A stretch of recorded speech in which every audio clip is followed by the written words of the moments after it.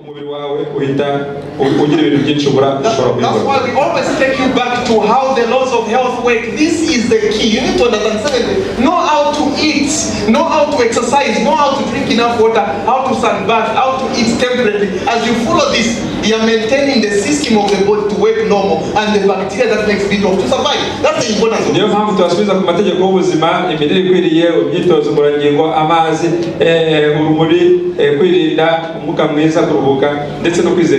You know, tomorrow I'll be taking all these missionaries. We are going to a farm in Kafue to go and learn how to grow your own foods. We don't want missionaries who will be eating cabbage from town. It will just kill our bacteria. We were eating bananas from South Africa. It will just kill. So we want to go. They have to learn how to grow their food. So everyone tomorrow will be traveling there to go and learn. Yes,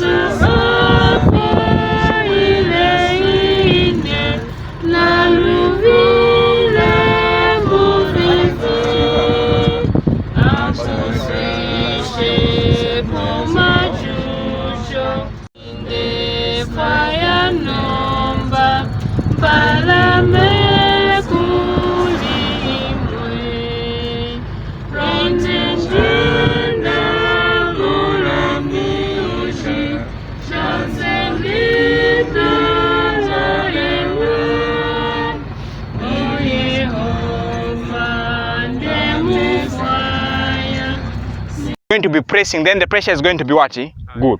I've never done plumbing, but all the plumbing work you see here, even here there's a pipe down. It's me who did it.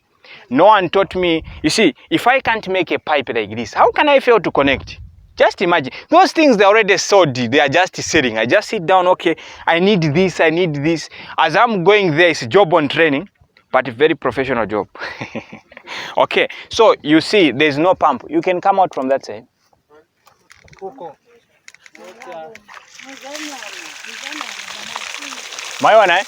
So now, when you are using what is this? When you're using gravity, the bigger the pipe, the more pressure it does what it gives. So I see here is a small pipe. So there's a big pipe. There's a 75 here. So this is due to, if we had manual, you see we've already dug. So when we buy a bigger pipe, you're going to put a bigger watt pipe. But the thing is that you have to work with what you want. You have and what you can afford at that piece, that point of time. So if you can see here,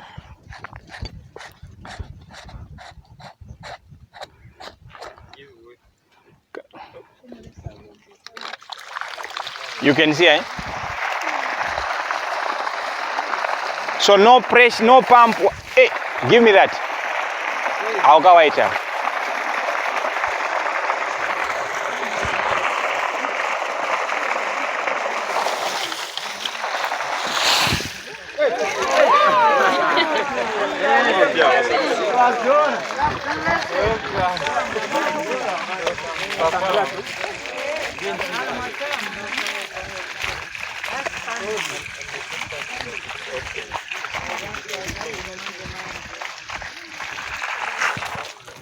There is a candle in every store, some brightly burning, some dark and cold. There is a spirit who brings a fire, ignites the candle, and makes it home.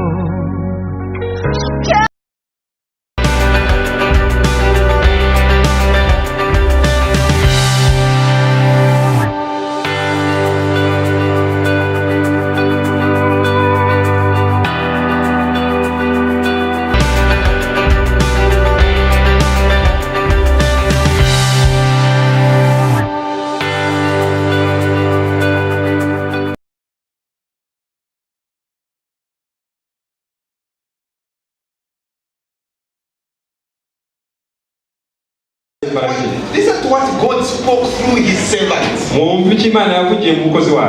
God said we cannot heal Imana yavuze ngo ntabwo dushobora gukiza. We cannot change the disease condition of the body. Ntabwo dushobora guhindura uko uburwayi bumeze mu mubiri. But it is our part as medical missionaries. Ariko nk'abamisiyoneri b'ubuzima cyangwa se abavugabutumwa mu by'ubuzima, as workers together with God, iyo tugize uruhare rwacu tugakorana n'Imana, to use the means that He has provided, tugakoresha uburyo Imana yaduhaye, then we should pray tuzasenga that God will bless these agencies. kugira ngo Imana ikoreshe ibyo byose We do believe in a God. kuko twizera Imana. We believe in a God who hears and answers prayers. Twizera Imana yumva kandi isubiza He amasengesho. has said, ask and ye shall receive. Yaravuze ngo musabe kandi nimusabe muzahabwa, Seek and ye shall find. mushake muzabona, Knock and it shall be opened unto you. mukomange muzakingurirwa. So now listen. You and me, whether you are a pastor, you are an evangelist, you are a doctor, you are a nurse, we can't heal a person. Wowe waba umukuru w'itorero, waba umupasiteri, waba umuvugabutumwa w'ubuzima, waba dogiteri, waba umuforomo, ntushobora gukiza. But then God says, but He has given us things that we are supposed to use. That's what He says. Ariko hano ijambo ry'Imana rivuga ngo yaduhaye ibyo dushobora gukoresha kugira ngo abo bantu bashobore gukira. So when we use what God has given, we are acting by faith. That's what it means. Iyo dukoresheje ibyo Imana yatanze tuba turi gukora, turi kugendera mu kwizera. How many of you have onion in your homes? Onion. Ni bande bafite igitunguru mu rugo? So listen, whenever there is someone who's sick, there is always something that you can use, but the problem is we don't know what to use. Anytime. Ukuri nuko igihe cyose ufite umurwayi, buri gihe hafi yawe hari icyo ushobora gukoresha ariko ntabwo ukigira. Whenever there is anyone sick, any disease, God has already provided something where you are, but you need to have faith to understand and Imana niba kwagira umurwayi uboneka hafi yawe, Imana haba hari ikintu ushobora gukoresha ariko ugomba kugira kwizera kugira ngo icyo kintu gikoreshe. How many have watered their homes? Water. Abafite amazi mu rugo iwabo. So meaning you have something to start with to help anyone fill your house. Icyo ushobora gukoresha kugira ngo ufashe umuntu ufite ikibazo When your neighbor comes who's very sick and is complaining, is crying, what is the first thing you will do? Umurwayi araje, umuturanyi wawe ari kurira, aragorora, ararwaye. You are supposed to at least have the knowledge how you are going to attend to your neighbor using water. Then you pray. That is practical faith. Ukeneye kumenya ukuntu ugomba gukoresha amazi ugakiza umuturanyi wawe, ugasenga mu kwizera hanyuma umurwayi agakira. That is acting by faith. Uko ni ukugendera mu kwizera. Now I want to show you what God has said concerning the time that will be so hard for us. Reka twumve ibyo Imana yavuze mu gihe kizaba kidukomereye cyane. It says here, listen to what it says. He was a great physician the world ever knew. That's Jesus Christ. Bavuga ngo Yesu yari umuganga ukomeye cyane isi yigeze kumenya. Now listen how he works. It says, and yet he combined with his healing work the imparting of the soul-saving truth. Ariko kuvura kwe yakize indwara kwagendeye hamwe n'ukuri kw'ijambo ry'Imana, n'ukuri kw'ijambo ry'Imana. And thus should our physicians labor. Uwo murimo yakoraga rero ni ugomba kuba uwacu nk'abaganga. I know one physician from here. This one. Hari bamwe mu baganga nzi This one. Next to you. The physician from Matabuka. Yes. Now, when you are attending to patients, do you pray for them? Iyo uri ufite umurwayi waza kumusengera. Do you always pray for your patients? Usengera Not always. Is it? Ubanza kumusengera. But here the condition ariko bikora ariko hano baratubwira. Every nurse, every doctor should work the way Jesus worked by. You attend to them, then you also minister to their spiritual life. That's what it says. Ariko natwe ngo wa dogiteri wa muganga runaka wa muforomo mbere yuko uvura umurwayi ugomba kumugezaho n'ubutumwa. Because when you just treat them, it's not enough. No. Kuko kumuvura gusa umuha umuti ntabwo bihagije. You are still supposed to pray for them and understand their challenges. Uba ugomba kumusengera kandi ukumva ikibazo afite mu rwego rwo mu by'umwuka. So Sister White is saying this is how she's saying the way a pastor should work is how a nurse, a doctor, she's supposed to work. Madam White yavuze ngo uko pastor akora niko umuforomo niko dogiteri nawe yakwiye gukora. Okay, then now let me ask you, did Jesus use the water to treat the patients? Mbese Yesu yakoresheje amazi kugira ngo avure abarwayi? He did, right? yarabikoze. Did he use soil to treat the patients? Yaba yarakoresheje ibumba cyangwa itaka kugira ngo akore abarwayi. Now let me ask you, why do Adventists think it's not right if you use those things? None kuki abadivantisi bamwe bumva ko gukoresha amazi cyangwa gukoresha icyondo runaka ubuvura indwara bidashoboka cyangwa atari? People think it's strange to use what God has said. That's the problem. Abantu bakumva ko ari ibintu bitumvikana gukoresha ibyo Yesu ubwo yakoresheje. That is lack of faith. Uko ni ukutagira kwizera. Sorry, sometimes I have too many experiences that I need to explain. Brother Pina, are you here? Hari ibintu byinshi Please stand up. Brother Pina naza hano. Now, we call him. Uyu ni mubyara we. So one time I was called just about 2 weeks ago. His friends called me and told him, your brother is very sick. He can't do anything. He just reported at school. He's at Rock University. So he became sick. He was shivering. He couldn't do it. And his friend called me and says, please rush. Your brother is very sick. Just 2 weeks ago. Yiga kuri Rock University baramuhamagaye umbyara wawe ararwaye cyane ameze nabi. And it was a Friday. I was heading home. Hari kwa nyuma we yajyaga mu rugo. So I changed the direction. I went to the university where he is. Yahinduye inzira ajya kuri university aho ari. I looked at him. His temperature was so high. Aramureba asanga umuriro wazamutse cyane. And he was feeling cold. He was putting on a lot of clothes immediately. Yarimo atitira yari yitwa. So I just got him and put him in the car and we drove home. Yamujyanye mu modoka ajya mu rugo. Now as we were going home, uko bajyaga mu rugo, we were discussing with the elder, my brother, my other brother. Undi muvandimwe we bagendaga baganira. We were asking ourselves to say, when they were living in Egypt, the children of Israel, what did God tell them to eat? Aravuga ati igihe Abisirayeli bavuga mu Egiputa Imana yabwiye ko bakurya iki. Then he says he told them to eat the bitter herbs. Yarababwiye ngo barye bimwe mu miti mu byatsi bisharira. So when the elder researched on the bitter herbs, he discovered that one of the herbs they were told to eat was lettuce, the vegetable. Muri ibyo byatsi yavugaga abantu bakoze ubushakashatsi ikimwe muri byo ari lettuce. So now this elder, my brother-in-law, he grows a lot of vegetables and a lot of lettuce at his home. Lettuce looks like cabbage, but you eat it mostly raw. Okay. Esi niza zide barya mu salade batatetse zifite ibagenda kumera nk'amashu. Bazijyamo ntabwo baziteka bazijya mu salade gusa. Okay, so as we were driving, we said, okay, so he told me, by the way, if they were told to eat bitter herbs, let's drive by your home. I get some lettuce for you. So we turned immediately before we reached my home. We went and got about 2 heads of lettuce, then we came to my home. Abati niba ibyo baravuga ari bimwe mu byo bagomba kurya reka tujye mu rugo tufate lettuce mu rugo hanyuma tuzimwe. My brother was very weak. He couldn't do anything. His voice was weak. And you know what I did? I just got... So I cut a lot of lettuce, onion, a bit of tomato, a lot of carrots. I put on the plate and said, eat.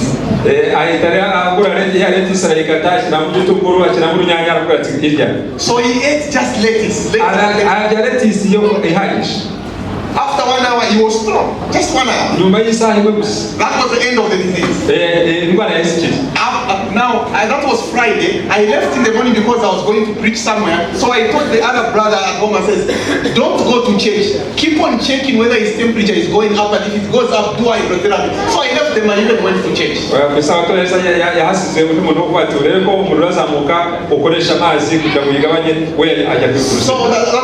I left him sleeping when I was leaving home in the morning going to church.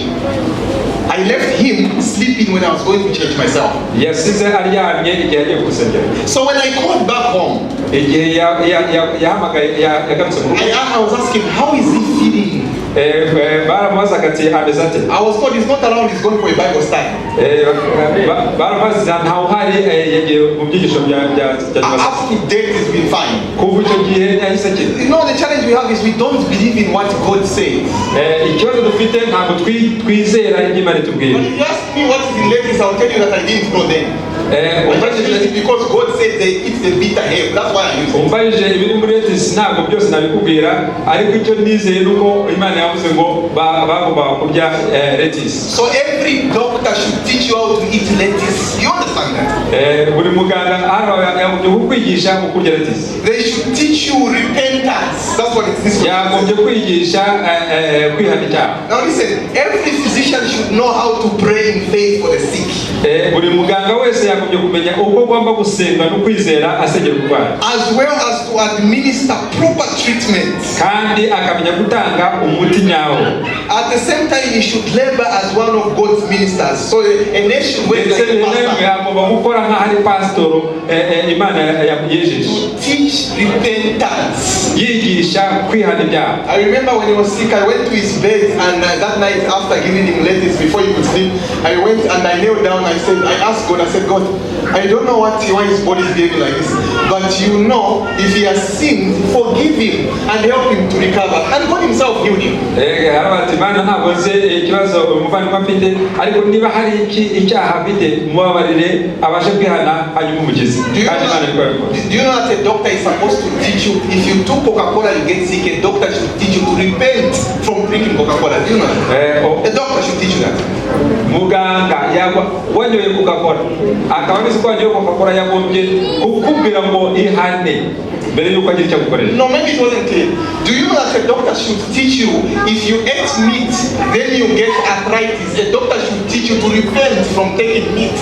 Niba urwaye ya ndwara imisokoro yo mu magufa cyangwa se aho amagufa ahuriye yarashizemo, hanyuma agatangira kumva amagufa aryarya cyangwa agongana kubera kurya inyama, dogiteri cyambere akujya gukora no kuvuga ngo ihane. Listen, it's not even me who is supposed to teach you this. That quotation says the physician, the doctor himself is the one who's supposed to teach you. Ntabwo ari byo tuvuga, aya magambo Madamu White yanditse nuko avuga. So it's the job of the doctor to teach you how to stop chicken, how to stop fish. It's a doctor, not even me. Ni dogiteri wakujya kukwigisha uko ugomba kureka inyama, ugomba kureka inkoko, ugomba kureka iyo fi. Then it says, if there is such a doctor who is working like that, then it says, such a combination of labor will broaden his experience. It says, such type of a doctor, he will be a doctor who is very experienced than doctors that we know. Muganga uzafatanya ubwo bumenyi akabufatanya na gahunda y'Imana, azaba muganga w'icyamamare ndetse w'ikirangirire. Then Sister White says, if you are a Christian and a competent physician, Madamu White aravuga ngo niba uri umukristo kandi uri umuganga ubikwiriye, you are qualified to do 10-fold more good as a mission for God than if you were just to go as a mere preacher. He said you can do 10 times better than a preacher, better than a pastor. Uramutse uri umuganga ukora gutyo, waba uri umuvugabutumwa inshuro zirenze nk'icumi kurusha umubwiriza hano kuri ijambo ry'Imana. Now listen to what Sister White says. I want you to understand this, church. It says, it is important that instructions should be given by ministers. She's saying, it's important that the pastor should teach you this. In regard to living temperate, it's saying the pastor should teach you how to eat well, how to avoid meat, how to avoid alcohol. A pastor is supposed to teach you.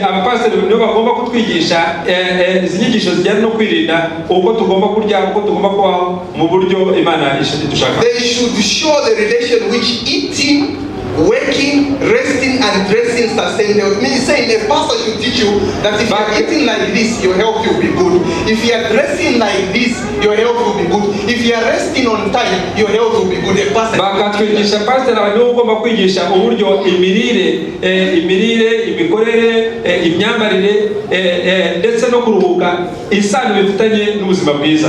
Pastor akujya kubigisha. So in the church, the most important people now where we are going, it is the doctors, the nurses, the medical missionaries. These are very important because they need to attend to the sick people and also to impart the spiritual life. These are very important now. Abantu bafite umurimo ukomeye imbere yacu ni umuganga, ni umuforomo, ni umuvugabutumwa ukoresha inyigisho z'ubuzima. Nibo bantu bafite umurimo ukomeye imbere yacu kuko bagomba guhura n'abarwayi. So bakabigisha, bakabakiza kandi bakabigisha mu ry'Imana. How many of you are Bible workers, literature evangelists? How many?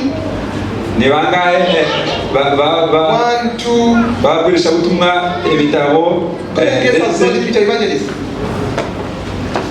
Oh, okay. It says ministers and Bible workers should prepare themselves for this line of work. It's saying the Bible workers, okay, it can be an evangelist, can be a preacher, but it says they should prepare themselves to work as doctors. That's what it says. abapasiteri ndetse n'abavuga ubutumwa bagurisha ubutumwa ibitabo cyangwa se ubundi buryo bagomba kuba nk'abaganga. Okay, so now listen. Bagomba kuba With nk'abaganga. this information, then what work are church members supposed to do today? What is the most important work? Tell me today. None tumaze kuvuga ibi umurimo umwizera akwiriye gukora urutini n'ubu Medical missionary work. ni uyu murimo wo kugurisha ubutumwa ukoresheje Very important today. ni umurimo ukomeye uyu munsi. Do you know that you can be a medical missionary just in your family, in your house? Just in your house. Yavuze ko ugomba kujyana ubwo butumwa mu rugo rwawe gusa You can be a medical missionary just at your own home, attending to your family. mu nzu yawe n'umuryango wawe. So that when somebody is sick, you attend to them, you help them out to read life, so that you control and help their lives. Abantu umuryango wawe urwaye ukamenya ibyo ugomba kumukorera ubuzima bwabo. So if you haven't learned, you are very late. Niba rero nta bumenyi ufite warakeneye. This group, people don't know who medical missionaries. Medical missionaries are not just, there are all kinds of people. I want you to know. Abavugabutumwa muri gahunda y'ubuzima ni abantu batandukanye. In this group, how many are physicians in that group? How many are physicians? Okay, like hospital physicians in this group. All those are physicians. Are you see that? These are physicians. Aba bose mubona ni abaganga But they are basanzwe. medical missionaries. Ni abaganga basanzwe ariko bakora akazi. How many are teachers? Teachers in this group? Those are teachers. Abarimu. You see that? How many are lecturers from university college? She's a lecturer. Okay. How many are community Abaganga abarimu muri university n'abarimu muri za secondaire. social work and community service? All these are serving the community. Have you seen that? So Bose ni abakozi basanzwe. it's for every class of the people. You understand that? Uyu murimo n'uw'igiciro byose by'ingeri zose. How many are just ordinary Seventh-day Adventists in this group? Like church members. Abizera basanzwe. You're not church members. Abizera basanzwe murabizera mwese. So now listen. This work is for anyone. It's not for some people. It's for everyone. Uyu murimo ni uwa buri wese ntabwo ari uw'abantu bamwe na bamwe. I have a friend. If you go to, do you know Central Church SDA Clinic? Itorero rya Central Church hariya na murarizi. You know that church? Yeah. Do you know the doctor in charge? Umuzi Dr. Ruhani Somebody knows the doctor in charge? Clinic. Yes, the clinic. Dr. Mbanga. Oh, Dr. Mbanga. Somebody knows Dr. Mbanga? Yeah, I know. Yeah, you know Dr. Mbanga, right? Yes. Dr. Mbanga was trained as a medical missionary in America. Dr. hariya kuri Central Church witwa Mubanga yize kuba umumisiyoneri cyangwa se umuvugabutumwa muri gahunda y'ubuzima muri Amerika. I went to his home. I found Dr. Mbanga has put up a lot of. He took me to his home and he was showing me. I grow corn free. I grow garlic. He was showing me because he invited me to be the speaker for University Church when he was the health leader. So he took me to his home to only show me what he has grown. Yamuhamagaye Amerika ibyatsi by'imiti yateye bitandukanye kubera ko yagombaga kuba umubwiriza kuri university kuri. Now, do you know what his worry was? What he was worried about? What he was worried about? Ariko muzi ikintu cyari kimuhangayikishije. Dr. Mbanga told me. Dr. Mbanga aramubwiye ngo. He says, Hobby, I've written a letter to the South African companies who make these vegetarian foods, soy milk, that they should please use the best original product so that the soy milk can have B12 and other things that the body needs. That's what he told me. Yambwiye ati nandikiye amakampani akora ibiryo byo muri South Africa kugira ngo bongeremo ibituma ibi bintu bakora bigira vitamin B12. So he was worried. He told me to say the food that we are eating from the South Africa is not original. Now listen, did you know? Yaravuga ati ibiryo turya byo muri South Africa ntabwo ari umwimerere, ntabwo ari karemano, ntabwo ari bizima. Let me share this with you. Reka ngire icyo mbabwira aha ngaha. We have bacteria in our body. Dufite za bakteri nziza mu mubiri yacu. And those bacteria, there are some bacteria in the intestinal tract going to the ileum area in the intestines that make this thing called B12. Izo bacteria zikora iyo vitamine mu mubiri yacu. Zimanuka zikajya no mu runini. So this bacteria is already inside your body. Do you understand? Izo bacteria ziri mu mubiri yacu ziba ziri. It lives there. Ziba ziri. Its job is to transform the mineral called cobalt to vitamin B12. That's the job of this bacteria. Umurimo wayo nuko hindura ubwo butare kwitwa cobalt bugahinduka mu vitamin B12. But when you kill that bacteria, your body cannot make the B12. You ariko amabacteria iyo yishe ntabwo iyo vitamin B12 yakorerwa mu mubiri. What kills this bacteria? Ikica iyi bacteria. In the morning I taught you about gastritis, remember? Mu gitondo nabwiye ibyo urwaye bw'igifu. When you have gastritis for such a long time, it destroys the stomach lining where this bacteria lives and survives. Then you cannot have the bacteria that helps the body to make B12. That's what iyo ufite ubwa burwayi bw'igifu n'amagaseze butuma iyo bacteria nziza yo igomba kuba mu mubiri igakora iyo vitamine ipfa ntabwo yabikiri. It can be killed by a lot of stress. If you are always under stress, you do not have time to rest, you are working tirelessly, you have a lot of responsibilities. When that stress comes, it can kill where that bacteria is supposed to survive and it cannot make. Wa muntu uhora ahangayitse afite stress, wa muntu uhora ahangayitse ku buryo burenze umubiri we uko uhinduka iyo bacteria ishobora gupfa. So where do we get this cobalt? The cobalt, where does it come from? Cobalt is found in the soil. You understand? So this vitamin is right found in the soil, but it's the plants to get it and make it. So when you eat original plants, now listen, I mean original, not plants that are modified, not GMOs. For example, if you eat these bananas, the one we buy from Soweto market, those they actually kill the bacteria because they use a lot of chemicals with them. That's what happens. Iyo uriye igihingwa kizima kitakoreshejweho uburozi bundi bugomba gutunganya itaka cyangwa se ifumbire cyangwa se imiti, icyo gihingwa kizima cyo nta kibazo gishobora kugira. So what you need is you need to understand, how do I preserve the bacteria that lives inside me? No. That's what you need to understand. Icyo ukeneye kumenya gusa no kuba ati mbese iyi bacteria yakomeza kubaho muri gihe gute. So you need to eat a lot of foods that can as cobalt and a lot of food that has original nutrients, original, not modified. No kurya bya biryo bitagize mbese ibiryo karemano bitafite ikibazo ibyo ari byose kandi ukarya ibiryo bitanga ubwo butare. Let me share with you certain foods that have cobalt. Ibiryo bimwe twavuga tukasangira birimo cobalt n'ibindi. Have you ever heard of soya? Mubisa soya uko mu soya murayizi. Soya murayizi sana. Soya beans has cobalt. Soya yo ifite cobalt. Okay. You've heard of barley? Barley has cobalt. Barley nakumera nk'urugano ariko n'ubundi bwoko na ifite cobalt. You know oat porridge? Oats nayo n'ubundi bwoko nawe nakumera nk'urugano. And just aho zitajaga oats ziva nayo ifite cobalt. And other beans that are not made with chemicals, they come with cobalt. Ni ubwoko bw'ibishyimbo butandukanye butayihuye na burozi buhinga. So when it comes in your body with the cobalt, it's the job of that bacteria to convert it to B12. That's what it is. Iyo rero cobalt irimo ya bacteria ihinduramo vitamin B12. That's its job inside your body. Niko kazi gakorerwa mu mubiri. Now, many people believe now. I was thinking they were going to put up the projector. I wanted to show you which countries have a problem in having a lot of B12. I wanted to show you. I have all those statistics.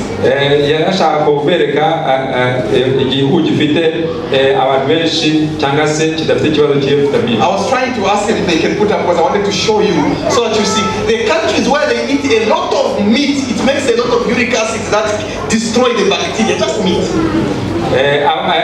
icyo ni igihugu kirya inyama nyinshi kubera ko iyo inyama zituma habaho acide uric acid cyangwa se acide iyo ngiyo ikavanamo cyangwa se ikica. And in countries where they eat a lot of polished modified food, for example white flour, white bread, all those things that they go inside your body, they stick, they make acid, they damage your intestinal lining, and that bacteria cannot survive. N'ibihugu bikunda kurya ibintu bicencuye biriya nka bya breakfast cyangwa se ifarini y'umweru ibya bacencuye bitakigira ubuzima nyabuzima, ibyo ngibyo biragenda bakagira ingaruka imbere zituma. So if that bacteria lives in your intestinal lining, iyo bacteria rero iri mu buro bwawe, God cannot lie to you when He makes food from the soil, and in the soil there is cobalt. He knew why He gave you a plant-based diet. He knew that this plant will give you cobalt. When you eat, your bacteria will convert it to B12. That's how it is. Imana rero ishobora kubeshya kuko yaguhaye ibiribwa biva mu butaka bizi ko ibiribwa biragira cobalt igakora umurimo, ntabwo ariyo yibeshye ko wagira B12. I have many drunkards that have been attending to who are lacking B12 because they drink alcohol.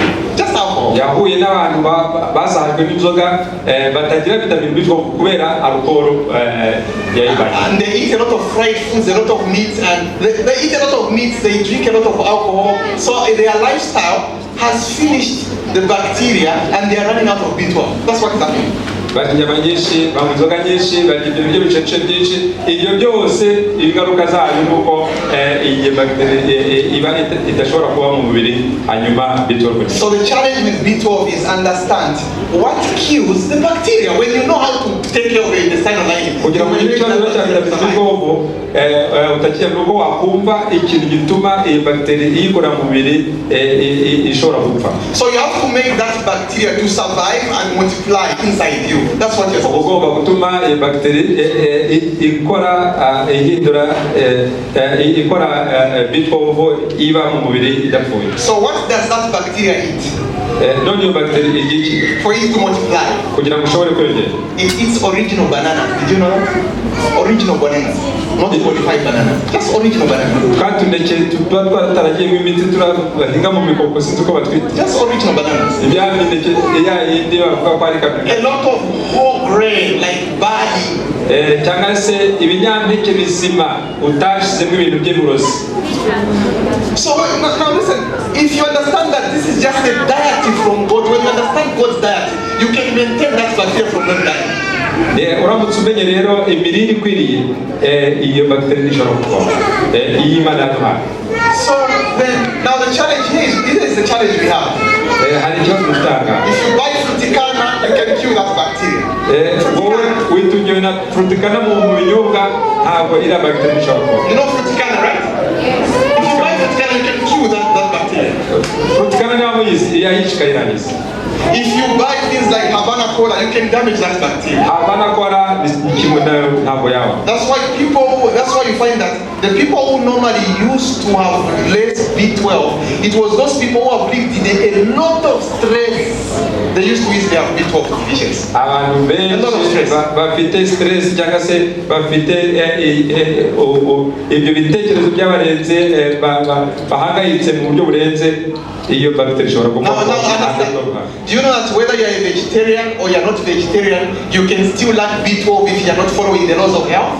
Waba urya inyama waba utazirya uwo ari wese ashobora kugira ikibazo cya vitamini B12 aramutse adakurikije gahunda nziza yo kurya n'ibyo agomba kurya. If you are a vegetarian and you are eating fried vegetables, fried foods, you can still have that. Ukaba uvuga ngo nturya inyama ariko uri gukaranga imboga uri gukaranga ibiki, iyo vitamini ushobora kuyibura. If you are a vegetarian and they're still having a lot of stress, you can finish your B12 in the body. Ukaba uri umuvegetarian ariko uri umuntu uhangayitse ibitekerezo byarakurenze uri mu stress ari ama stress iyo vitamini wayibura. But worse if you are an animal eater, if you are a chicken eater, you are a fish eater. Ariko Because you just increase the acidity inside. biba birenze iyo umuryo w'inyama, umuryo w'inkoko, umuryo w'ifu, umuryo w'inyama. If you do not have enough sleep and your body is ever highly acidic, you can develop that problem. Ukaba uryama ntusinzire cyangwa utari kuryama amasaha make, umubiri wawe uhita ugira ibintu byinshi ubura. That's why we always take you back to how the laws of health work. This is the key. You need to understand. Secondly, know how to eat, know how to exercise, know how to drink enough water, how to sunbath, how to eat temperately. As you follow this, you are maintaining the system of the body to work normal and the bacteria that makes it off to survive. That's the importance of it. Niyo mpamvu tubasubiza ku mategeko y'ubuzima, imirire ikwiriye, imyitozo ngororangingo, amazi, urumuri, kwirinda umwuka mwiza, kuruhuka ndetse no kwizera Imana. You know, tomorrow I'll be taking all these missionaries. We are going to a farm in Kafue to go and learn how to grow your own foods. We don't want missionaries who will be eating cabbage from town. It will just kill our bacteria. We were eating bananas grown from South Africa. It will just kill. So we want to go. They have to learn how to grow their food. So everyone tomorrow will be traveling there to go and learn how to, because we want to eat well. Our medical missionary